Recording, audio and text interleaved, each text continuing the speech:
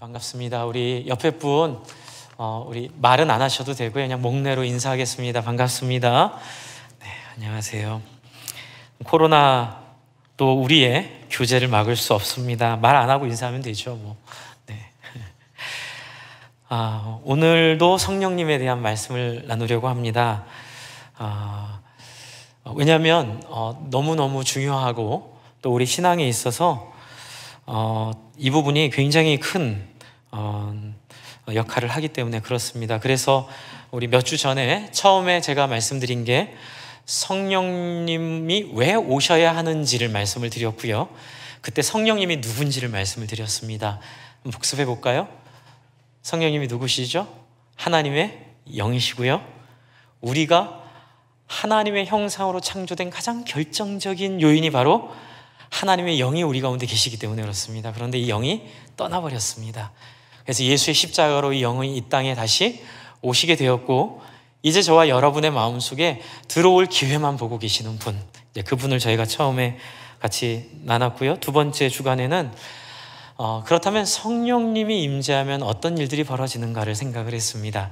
성령님이 임재하면 우리가 순종으로 하나님을 맞이하게 되고요. 기도와 말씀으로 성령님을 누릴 수 있게 되고요. 또 서로 섬김과 사랑으로 하나님이 우리에게 주시는 복음을 전하기 위하여 은사를 주신다고 저희가 지난주에 정리를 했습니다. 그래서 저희가 성령님은 그렇죠? 우리 안에 서로를 향하여 복음을 전하게 하기 위하여 나타나시는 분, 그래서 우리를 겸손하게 하시고 이제 이런 특성이 있다고 우리 같이 나눴고요. 오늘은 이 성령님이 현실적으로 어떻게 역사하시는가를 좀 생각을 해보려고 합니다. 이제 원리도 알고 또 그 구별하는 방법도 아는데, 그렇다면 현실적으로 어떻게 적용되는지, 어떻게 우리의 현상 가운데 누릴 수 있는지를 좀 한번 고린도 교회를 통해서 한번 생각을 해보려고 합니다. 이제 오늘은 고린도 전서를 저희가 폈는데요. 고린도 교회도 초대교회고요. 사도행전에 나오는 교회도 초대교회입니다. 그런데 이 두 초대교회의 모습이 너무나 달라요. 이 두 초대교회의 모습이 너무나 다른 모습 때문에 우리는 한때는 고린도 교회가 초대교회라는 생각을 미처 하지 못했던 때도 있었습니다. 하지만 고린도 교회 안에 초대교회의 모습이 있었고요. 그 초대교회의 역사 가운데 그럼에도 불구하고 고린도 교회가 갖고 있는 한계를 우리는 배울 수 있게 되었습니다. 그래서 고린도 교회를 볼 때에 참 교회가 어떻게 저럴 수 있어, 뭐 이런 건 안 돼, 이런 게 아니라 저는 한편으로는 이게 하나의 과정이 아닐까라는 생각을 합니다. 초대교회 속에도 있었던 과정처럼 고린도 교회와 같은 과정을 통해 하나님이 그 다음 세계로 우리를 인도하신 어떤 역사가 있지 않을까라는 생각을 하게 되었습니다. 그렇다면 이 고린도 교회를 한번 볼 때에 고린도 사회를 한번 봐야 될 것 같은데요. 여러분, 고린도 사회는 그리스의 그리스의 도시였는데요. 그 도시가 주전 146년에 로마에 의해서 망하게 됩니다. 그리고 100년 동안 관리가 안 된 상태로 있게 됐어요.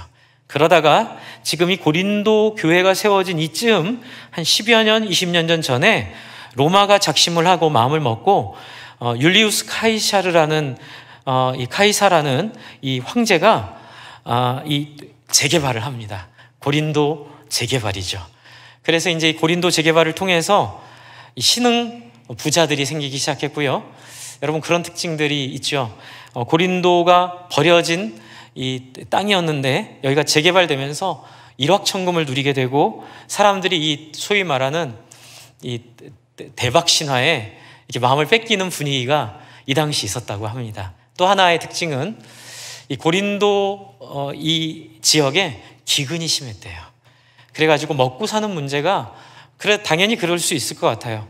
더 이상 관리해주는 나라도 없는데 기근까지 있었으니 얼마나 먹고 사는 문제 한 맺혔겠습니까? 이제 그 먹고 사는 문제 한 맺힌 데에다가 로마 황제가 투자를 해주고 로마 황제가 그 고린도 도시를 회복시켜 주니까 소위 말하는 졸부들이 많이 생기고, 졸부의 모습을 보고 어떻게 됐을까요? 동경하고 그 졸부가 되기를 바라는 마음으로 서로 간에 경쟁하고 서로를 비교하고 서로를 부러워하고 서로를 시샘한, 이 정도 얘기하다 보니까 좀 이렇게 데자뷰가 생기죠? 예, 한편으로 한국 사회를 보는 것 같아요. 네, 참 조선 역사를 이렇게 공부하면 참 가슴이 아픕니다. 특히 1700년대 이후에 이 일제시대까지 오는 역사를 보면 참 너무너무 가슴이 아파요. 지질이 복도 없어도 이렇게 복이 없을 수 있을까? 약탈당하고 수탈당하고 정말 이 고린도 지역의 기근으로 인해 한맺힌 것처럼 한국 사회는 먹고 사는 문제 한맺혀 있었습니다. 그리고 6.25 전쟁을 통해서 그렇죠, 끝판왕을 봤죠. 그렇죠? 정말 끔찍한 역사를 통해서 우리 어르신들이 경험한 먹고 사는 문제에 한맺힌 사회. 그런데 고린도 사회처럼 뜻밖의 대박을 얻습니다. 황제의 투자를 통해서. 또 우리나라가 이제껏 경험하지 못했던 이 드라마틱한 발전을 통해서 사람들이 경험하면서 이 대박을 누리면서 알게 됐던 이 맛들, 그것이 바로 고린도 교회와 우리 시대의 교회가 같은 어떤 데자뷰와 같은 배경 속에 우리를 돌아볼 수 있는 좋은 배경이 아닐까 생각을 하게 되었습니다. 어쨌든 이런 사회 가운데 있다 보니까 이 사람들 속에 어떤 일이 있겠습니까? 교회를 와도 교회에서 누리는 영적인 이 누림들을 자기들이 누렸던 그 사회에서 누렸던 그 누림과 똑같이 생각하고 이렇게 쓰는 거예요. 그래서 하나님이 은사를 주시고 하나님 그 안에 능력을 주시고 권한을 주시고 어떤 직분을 주시는데 이제 그걸 어떤 식으로 쓸까요? 로마식으로 쓰고 그리스식으로 쓰고 이제 이러다 보니까 껍데기만 교회고 그 안에 있는 모습은 전혀 세상과 다르지 않은 모습으로 지금 나타나 있습니다. 이제 그것을 고린도전서 1장 4절부터 9절에 사도 바울이 굉장히 부드럽게 얘기하고 있어요. 이것도 나중에 한번 말씀드리고 싶은데 저는 많이 배웠습니다. 이 목회를 이렇게 해야 되는구나. 당장에 이게 잘못됐다 저게 잘못됐다 알려주고 싶지만 사도 바울은 그렇게 안 하고요. 먼저 칭찬합니다. 한번 앞에 제가 준비해왔고 여러분 혹시 성경 찾으실 수 있으면 고린도전서 1장 4절부터 9절을 한번 찾으셔도 되고요. 앞에도 나와 있습니다.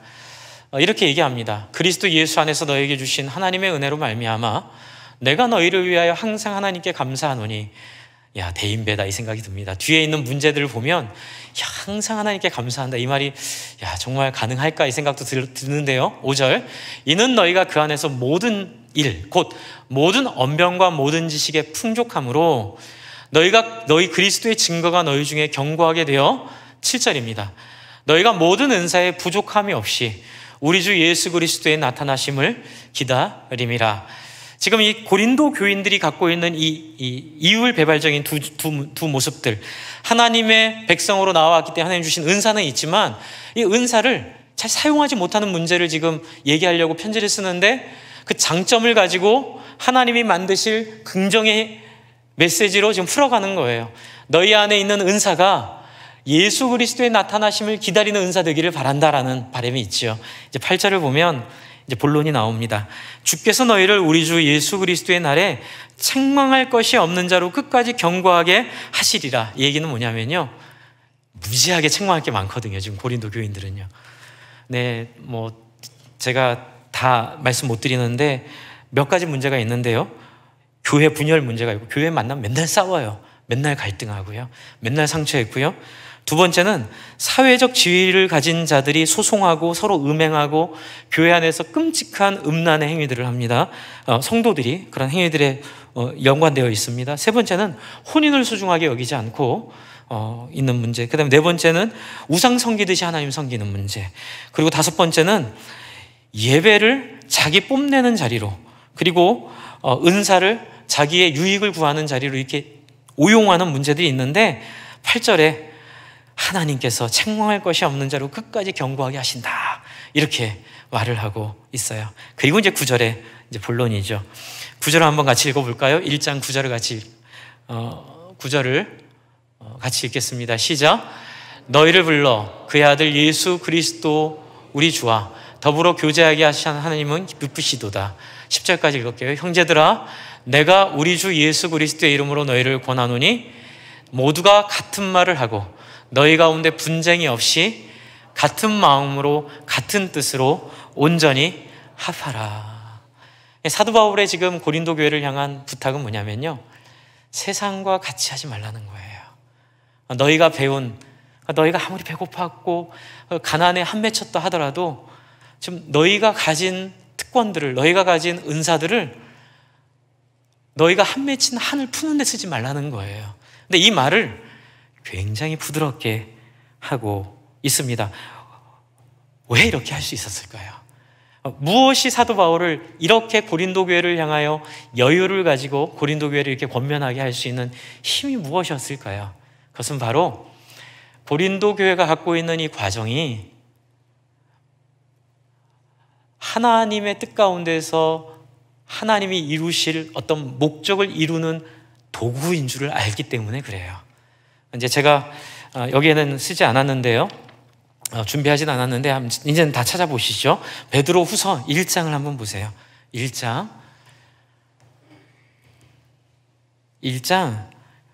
3절 4절입니다. 1장 3절 4절. 이제 질문이 뭐냐면요, 왜 사도 바울이 고린도 교회와 같은 그런 정말 너무나 어려운 교회를 향해 이렇게 부드럽게 얘기할 수 있는 이유가 무엇이었을까? 이제 그 질문인데요, 베드로후서 1장 3절 4절을 보면 그 답이 나와 있다고 저는 생각을 합니다.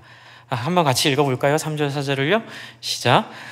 그의 신기한 능력으로 생명과 경건에 속한 모든 것을 우리에게 주셨으니 이는 자기의 영광과 덕으로서 우리를 부르신 이를 알므로 말미암음이니라.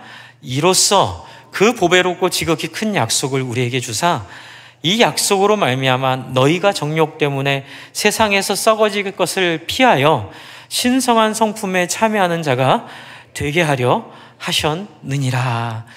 여러분, 우리는 우리의 신앙생활 속에 하나님이 성령을 주셨으면 끝까지 한 번에 해주시면 얼마나 좋아요. 성령 주시면 그냥 오토매틱하게 그냥 자동으로 우리가 막 경건해지고 거룩해지고 막 이렇게 되면 얼마나 좋아요. 그런데 고린도 교회와 같이 초대교회임에도 불구하고 근데 수많은 문제들이 노출되고 그 문제들을 직면하게 하시고 그 문제들을 허용하시는 거예요.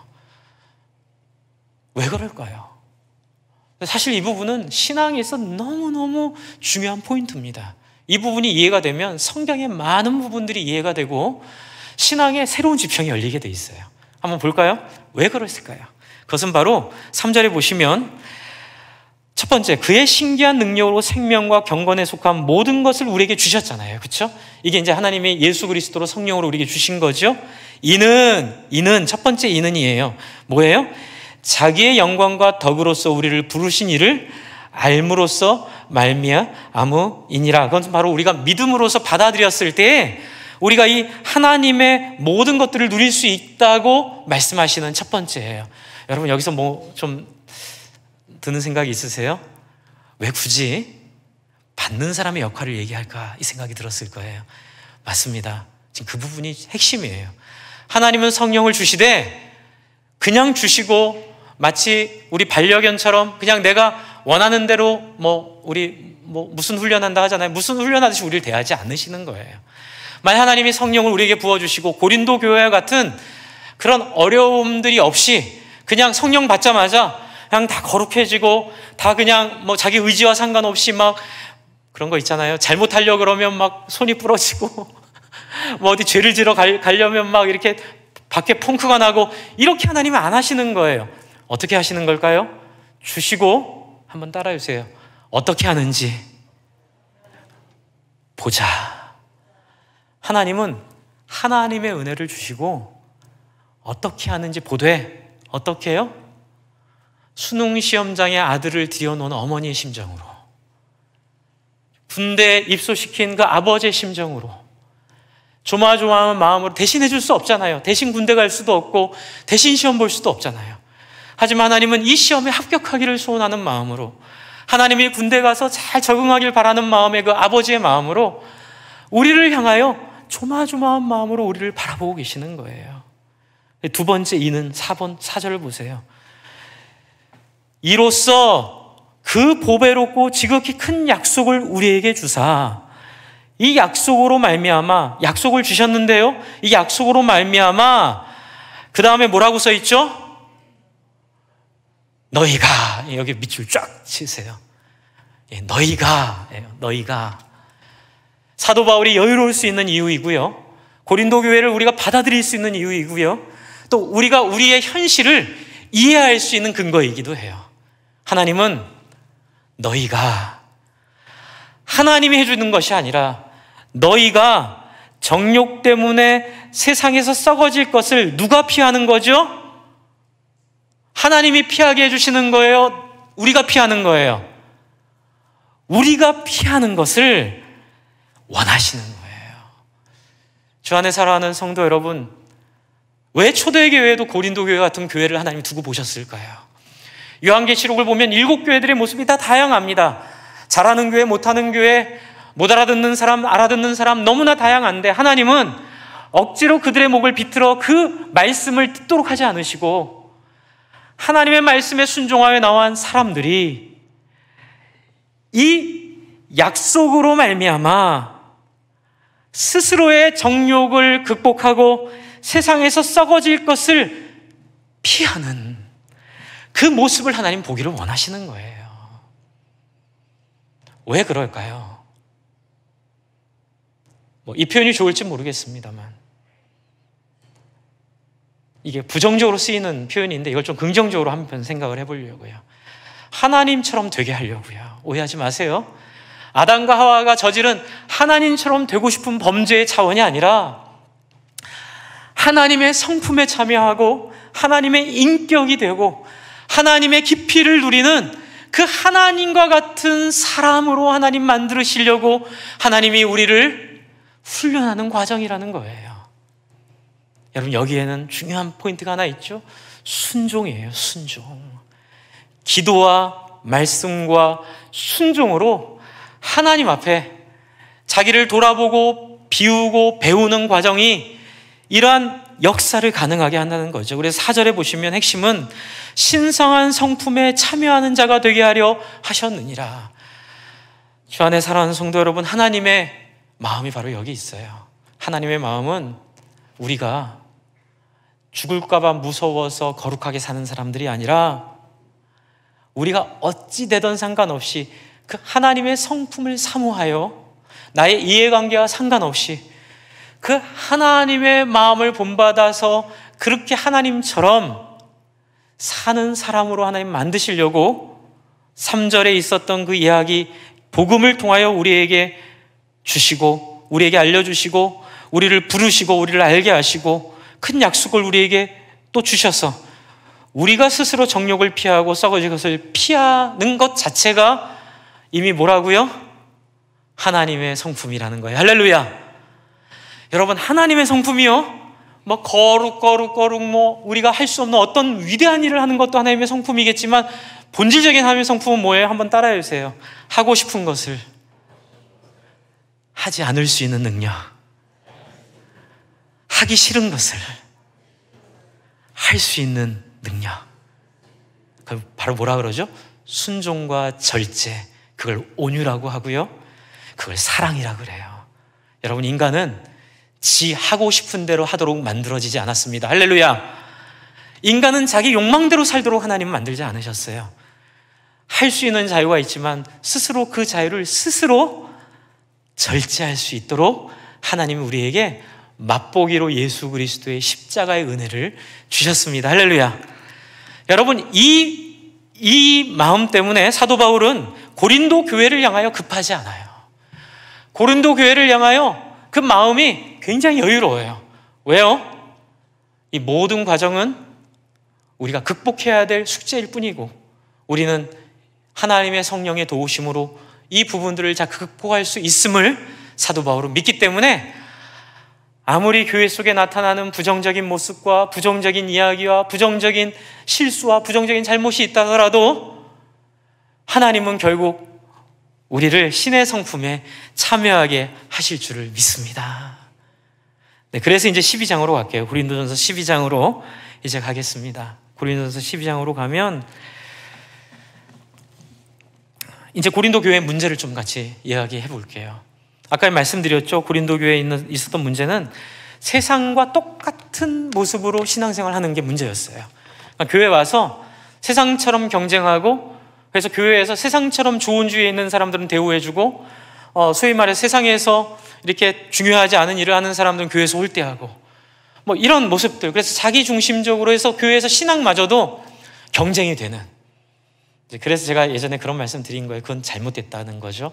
옛날에 우리 왜 펍시콜레라는 회사에 있는 펩시콜라라고 맨날 이렇게 놀렸는데, 펍시콜레라고 했던 한국교회 70년대 80년대 한국교회 와서 내가 가본 천국 이래가지고 막 간증 집회 많이 하고 다녔던 그 약간 무당 같은 분이 이제 우리에게 잘못된 메시지를 많이 주셨죠.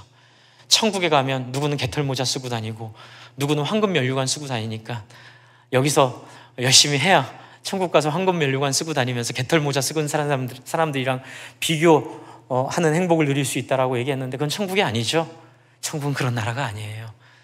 여러분, 천국은 하나님의 교회나 하나님의 나라는 비교가 없는 나라입니다. 할렐루야. 이 땅에서도 차별받느라고 서러워 죽겠는데 거기 가서도 차별받아요? 아니에요. 지금 사도 바울은 지금 11장까지 그 얘기하고 있는 거예요. 하나님의 나라는 고린도와 다르기 때문에 너희가 알고 있었던 세상적이고 세속적인 그러한 일들에서 좀 벗어나라. 그래서 이 12장 1절을 이제 제가 한번 설명을 드려볼게요. 12장 1절. 형제들아, 신령한 것에 대하여 나는 너희가 알지 못하기를 원하지 아니하노니. 이중부정인데요, 말이 어려워요. 쉽게 할게요. 신령한 것에 대하여 너희가 알기를 원한다. 이 얘기 왜 했을까요? 왜 했을까요? 한번 상상을 해보세요. 왜 12장 1절에 신령한 것을 알기 원한다고 굳이 얘기했을까요? 왜냐하면 신령한 것들에 대한 혐오가 있었기 때문에 그래요. 어떤 혐오예요? 교회 와서 기도 열심히 하고 은사도 있고 참 이렇게 말씀도 가르치는 좋은 분인 줄 알았는데 상처 주고 자기 욕심 챙기고, 그러니까는 자기가 갖고 있는 그 하나님의 은혜를 받았다고 말은 하는데 참 세상과 다를 것 없는 모습들을 서로 보면서, 여러분 그런 속담 아시죠? 목욕물 버리다가 뭐까지 버렸어요? 목욕물에 담겨있는 애기까지 버리게 되는, 이제 그게 러시아 속담인데요. 그런 우를 지금 범하지 말라고 12장 1절에 얘기하는 거예요. 너희가 교회 안에 인간적이고 세속적인 삶을 살아가고 있음에도, 성령을 받았는데도 그런 삶에서 벗어나지 못하는 사람들 때문에 그들이 받은 은혜를 잃어버리지 말라는 거예요. 여러분, 한국교회가 참 많은 은혜를 받았고 하나님의 참 긍휼의 역사를 많이 경험했습니다. 저도 참 이 중고등부 시절에 참 기도해 주시는 이 목사님들, 권사님들, 장로님들 때문에 참 많은 은혜를 받았는데, 또 반면에 보면 또 그런 은혜를 주신 분들이 또 다투고 싸움하고 갈등하고 보여주지 말아야 될 모습을 보여줘서 우리의 마음에 실망을 준 적도 있어요.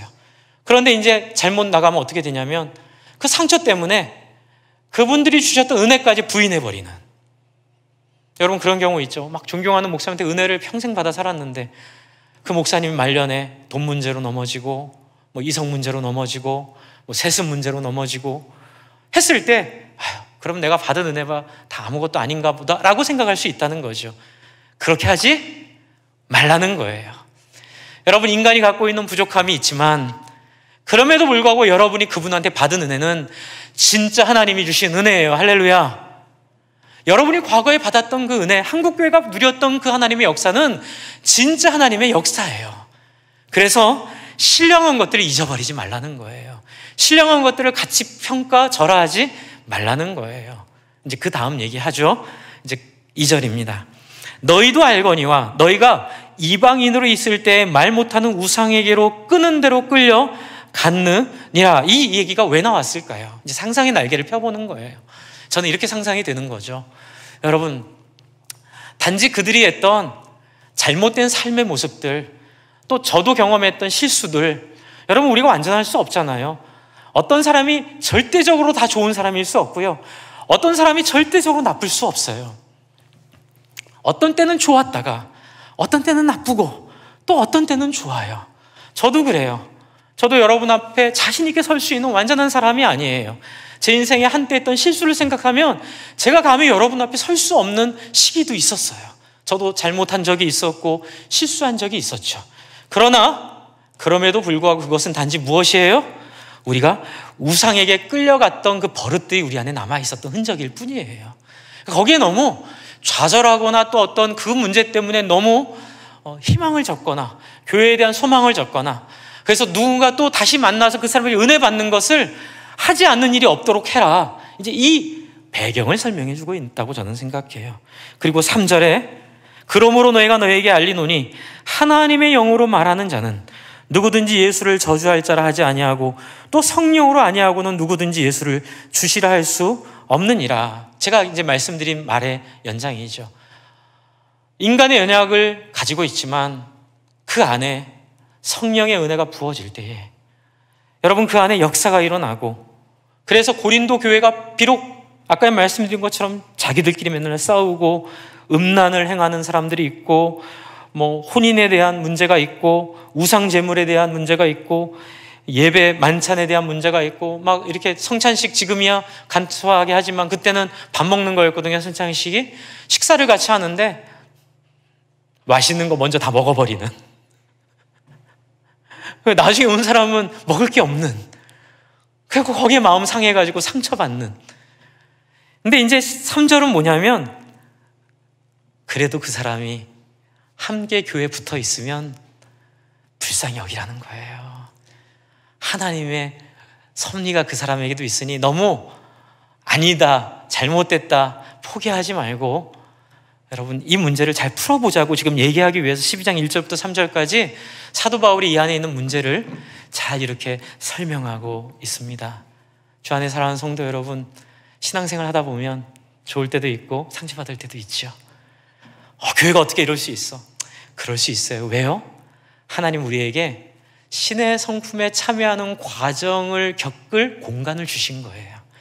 그래서 넘어질 수 있는 기회도 있고 또 극복할 수 있는 기회도 주어진 공간이 이 주님 오시기 전까지 교회의 모습이에요. 그러면 이 안에서 실수할 수도 있고 상처 줄 수도 있고 또 상처 받을 수도 있죠. 그럼에도 불구하고 어떻게 해요? 이거예요. 같이 한번 해주세요. 하나님의 섭리를 믿으십시오. 하나님이 이 교회를 붙잡고 계십니다. 하나님이 이 한국교회 가운데 함께하고 계십니다. 하나님의 은혜가 이 교회를 끝내는 신의 성품에 참여하는 자들로 우리를 만들어낼 공간으로 사용하실 것입니다. 어떻게 해요? 4절부터 있는 이 훈련을 통해서 참 놀랍죠? 하나님의 역사는 우리를 억지로 막 이렇게 하지 않아요. 설득하세요. 여러분 신앙은 설득당하는 거고요. 설득하는 거예요. 하나님은 말씀으로 우리를 설득하세요. 논리로 설득하세요. 그래서 여러분 4절부터 그 설득의 내용입니다. 원리를 얘기합니다. 4절을 제가 읽을게요. 은사는 여러 가지나 성령은 같고 이 얘기 왜 했을까요? 그 당시 이제 3절에도 있는 이제 힌트인데요. 튀는 은사를 가진 사람들이 있었어요. 그러니까는 교회 안에 은사가 있는데 튀는 은사들을 가진 사람들이 있어요. 이제 우리로 치면 이제 저같이 앞에서 드러나게 영향력을 많이 미치는 직분, 또 영향력을 많이 미치는 자리, 영향을 많이 미치는 그 어떤 은사가 있는 사람들이 있잖아요. 이 당시에는 방언이 그랬던 것 같아요. 근데 사실은 이 방언은 저는 이게 답이다 이렇게는 말씀 못 드리겠는데 성경을 읽으면 읽을수록 제 마음에는 그런 확신이 들어요.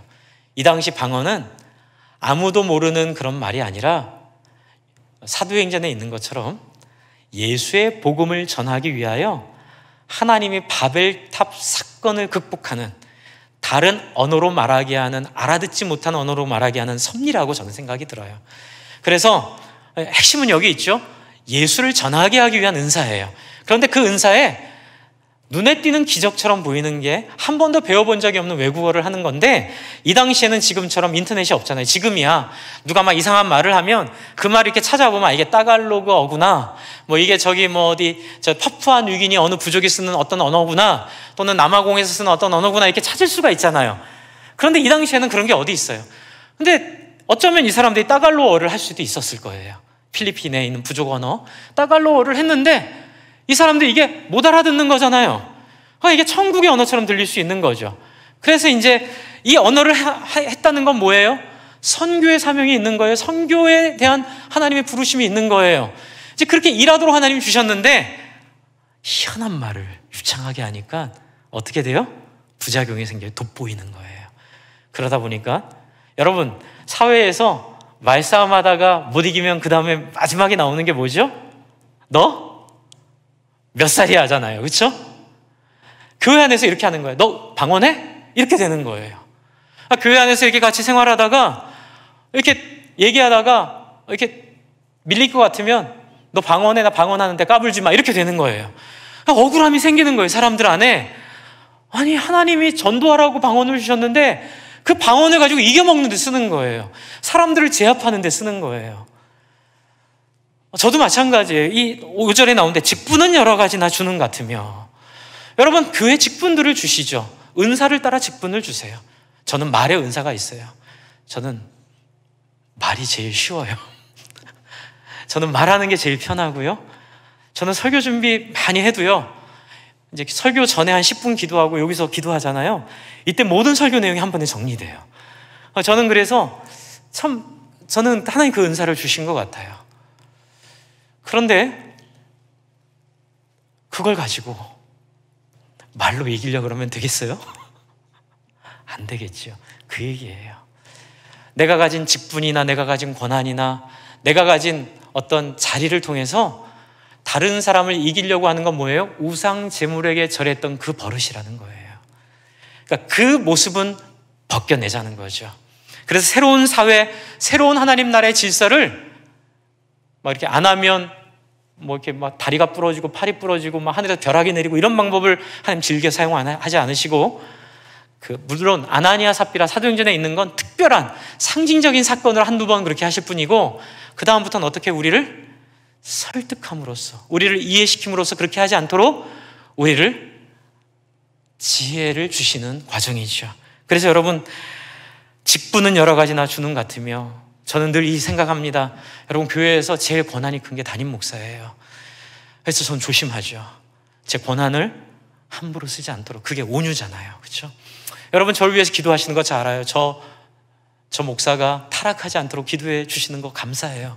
타락하지 않도록 기도해 주세요. 길을 잃어버리지 않도록. 저는 그래서 늘 기억합니다.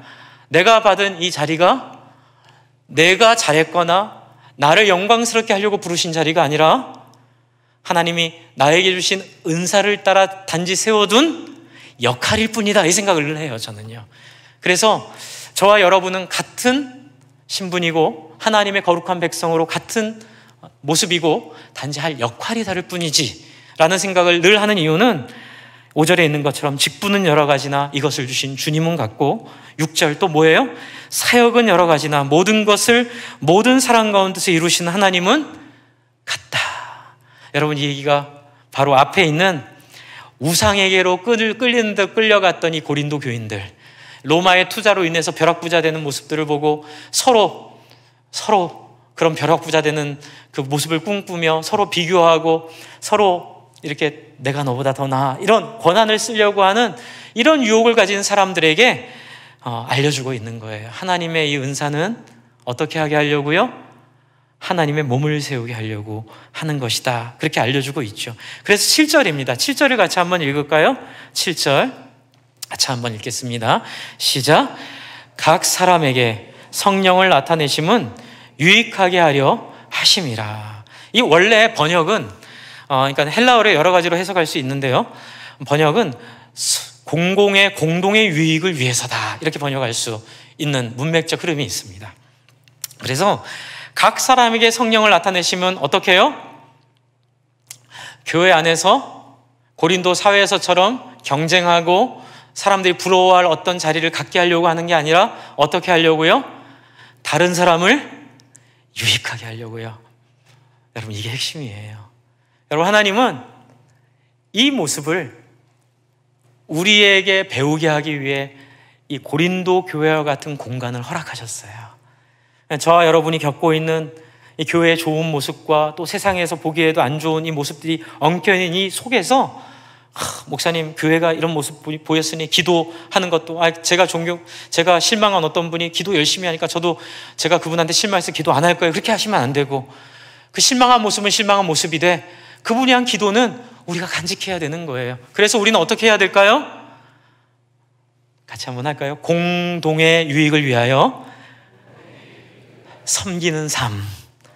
섬기는 도구로 이 은사를 사용하고, 섬기는 도구로 직분을 사용하고, 섬기는 도구로 사역에 임하는, 그래서 여러분 교회 안에서 중요한 은사가 있을까요? 아니요. 그렇게 얘기 안 하죠. 8절부터 여러분 10절까지 다양한 은사를 얘기해요. 어떤 사람에게는 성령으로 말미암아 지혜의 말씀은, 어떤 사람에게는 같은 성령을 따라 지식의 말씀을, 다른 사람에게는 같은 성령으로 믿음을, 어떤 사람의 한 성령으로 병 고치는 은사를, 어떤 사람에게는 능력 행함을, 어떤 사람에게는 예언함을, 어떤 사람에게는 영들 분별함을, 다른 사람에게는 각종 방언함을, 어떤 사람에게는 방언을 통역함을 주시나니. 그렇습니다. 교회 안에 저와 여러분이 갖고 있는 장점을 따라 다양한 은사를 하나님이 우리에게 허락해 주세요. 여러분이 받은 은사는 어떤 은사가 있으신가요?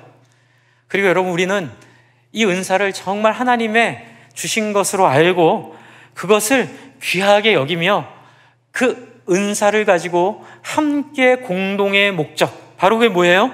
너희는 모든 족속으로 제자를 삼아 아버지와 아들과 성령의 이름으로 세례를 주고 내가 너에게 분부한 바를 가르쳐 지키게 하라. 볼지어다 세상 끝날까지 내가 너희와 항상 함께 있으리라라는 그 예수님의 그 명령 앞에, 여러분, 우리는 영혼 구원하기 위하여 우리에게 주어진 이 은사를 정말 서로를 다치지 않도록, 서로를 잘 세우고 섬기도록 사용해야 될 줄로 믿습니다. 여러분, 이를 위해서는 우리 안에 새로운 사회 질서와 법칙을 만들어야 돼요. 세상은 비교 우위를 점하는 게 행복이라고 하지만 우리는 뭐가 행복일까요? 각자 주어진 형편과 삶에 만족하는 게 행복일 줄로 믿습니다. 만약 세상이 말하는 질병도 없이 몇 살까지 부유하게 자식들 다 평안하고 해서 하는 게 세상의 복의 기준이라면 하나님 나라의 복의 기준은 그렇지 않아요. 하나님이 저와 여러분이 주신 각자의 형편, 각자의 경제적 규모, 각자의 삶의 자리들은 하나님의 최선인 줄을 믿으시기 바랍니다. 하나님이 여러분에게 주신, 여러분에게 가장 적합하고 여러분이 가장 하나님의 백성으로 잘 살아갈 수 있도록 하나님이 훈련하는 훈련 과정 가운데 있는 거예요. 그래서 어떤 사람은 항생제를 처방받기도 하고 어떤 사람은 비타민을 처방받기도 하는 것처럼 저와 여러분의 삶의 다양한 모습들을 스스로 만족하고 비교하지 않고 우리에게 주어진 것들을 최선을 다하여 하나님을 위해 쓰는 복들이 있기를 바랍니다. 그래서 12절에 이렇게 얘기합니다. 몸은 하나인데 많은 지체가 있고 몸의 지체가 많으나 한 몸인과 같이 그리스도도 그러하니라. 이제 이게 핵심이에요. 여러분, 고린도 교인들이 왜 이렇게 엉망인 고린도 사회의 삶의 모습을 그대로 살았을까요? 몰라서 그랬어요. 이제 알려주는 거예요. 뭐예요? 우리의 부르심은 세상과 달리 공동체로 부르신 부르심이고, 우리는 몸의 지체처럼 더 탁월하고 잘나고 대우받는 존재들이 아니라 각자의 역할과 각자의 자리가 이 공동체가 유지되는데 꼭 필요한 자리인 줄을 믿으시기를 바랍니다. 그래서 어떤 은사는 앞에서 이렇게 설교하는 은사도 있고요, 또 어떤 은사는 음식에 간 잘 맞추는 은사도 있을 줄로 믿습니다. 또 어떤 은사는 휴지가 이따만하게 보이는 은사가 있어요. 저는 담배꽁초가 이따만하게 보여요. 그래가지고 가면은 늘 그렇게 하지 못해 죄송하지만 가끔 준비가 돼 있으면 저는 담배꽁초 줍는 게 그렇게 즐거워요. 담배꽁초를 주스면서 깨끗해지는 모습을 보면서 굉장히 제가 이 지부의 역할을 하고 있다는 생각을 하게 되는데요, 저는 담배꽁초 줍는 게 은사인 것 같아요. 각자마다 갖고 있는 하나님이 주신 장점들이 있는데 이 장점들을 누리고 즐기면서 행복한 신앙생활이 되도록 우리가 살았으면 좋겠습니다. 그래서 저희가 신자연상 공부할 때요, 은사에 대한 공부에 이런 내용이 있어요. 무엇이 나의 은사인가? 은사 판별법 3가지. 첫 번째, 좋은 게 은사예요. 내가 해서 편한 게 은사예요. 말하기 싫은 사람은 말 안 하고 다른 일 하는 게 은사예요. 그러니까 자기가 편한 거 하셔요. 두 번째는 열매가 있어야 돼요. 잘했는데 맨날 그들 깨트리고 감 망치고 그러는 은사가 아니죠. 그러니까 잘하는 게 은사예요. 그리고 세 번째는 사람들이 인정해 주는 게 은사예요.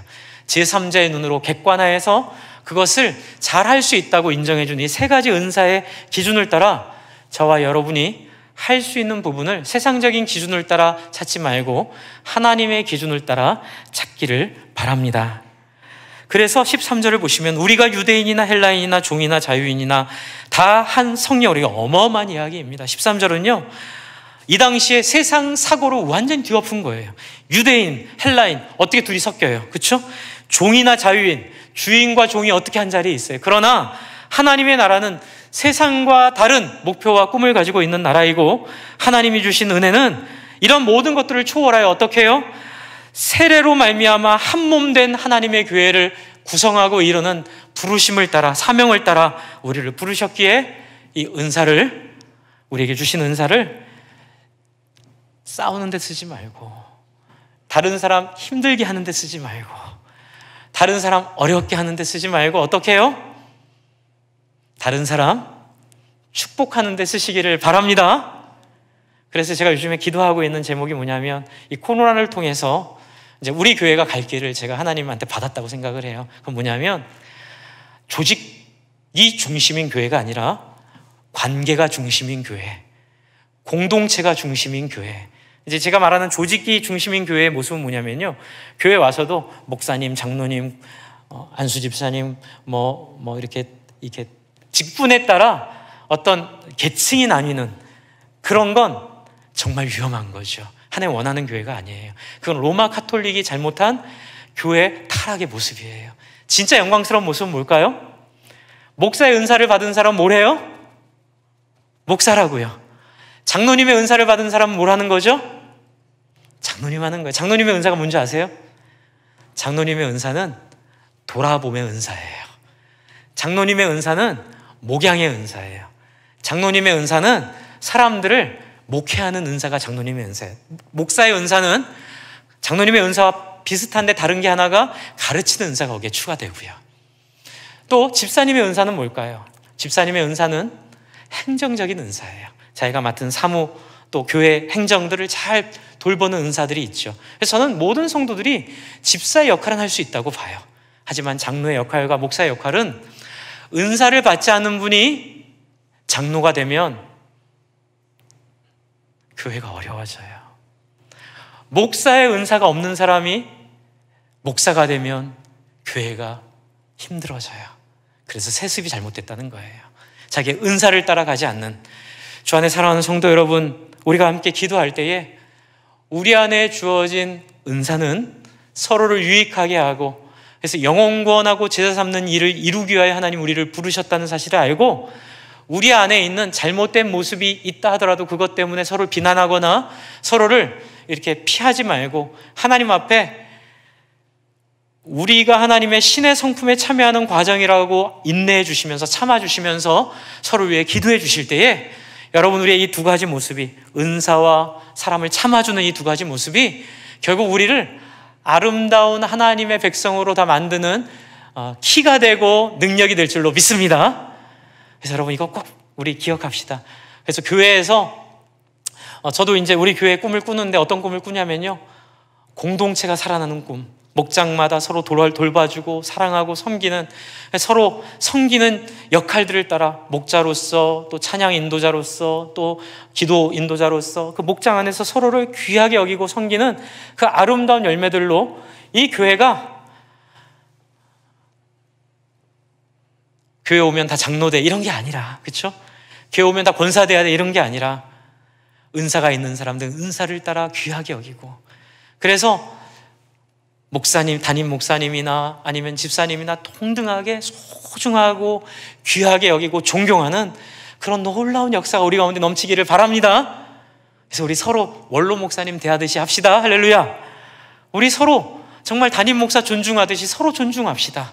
우리 어떤 모습을 가지든, 교회에 어떤 역할을 하든 서로 귀하게 여기고 아름답게 여기는 그런 복된 역사들이 저와 여러분 가운데 임할 때 하나님 주신 이 놀라운 뜻들이 이루어질 줄로 믿습니다. 우리 한번 같이 기도할까요?